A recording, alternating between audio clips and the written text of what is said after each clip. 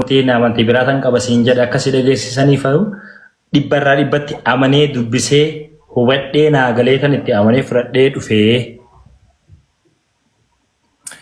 Okay. Akkasumas sababii cubbuu biyya lafaatiif du'ee dhiifama cubbuu kan argamsiise garaa kee guutuudhaan qalbii kee guutuudhaan amanattetta. Dhibbaa dhibbatti amanee fudhadhee itti amane. Thank you. Kanuma sirraa barbaade. Okay.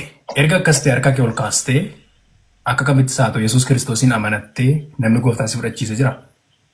Namni gooftaan na fudhachiise hin jiru. Namni hedduus gaafadheera. Ofuma kootiin fudhadhe akka macaafa qulqulluuraa dubbisetti namni tokkollee na fudhachiisa.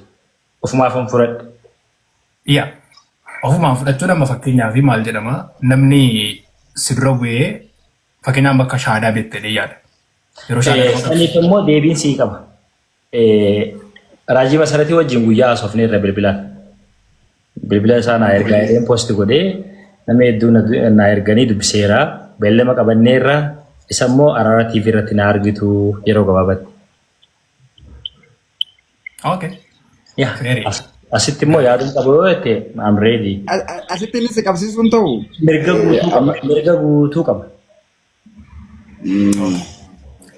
Achitti kadhannaa barbaadde moo akkan harka sirra kaasiif kadhatu barbaadde moo jechuu kooti moo harka kee ol kaaftee raajii Masarat biratti gooftaa fudhachuu barbaadde moo an just bakka isaaniitti argamee eenyumaahu wanta nama saniin jedhamaa si ture argaan ture arrabsoo fi xiqqeessa nama saniin jedhamaa ture argaan ture waan ta'eef bakka saniitti argamee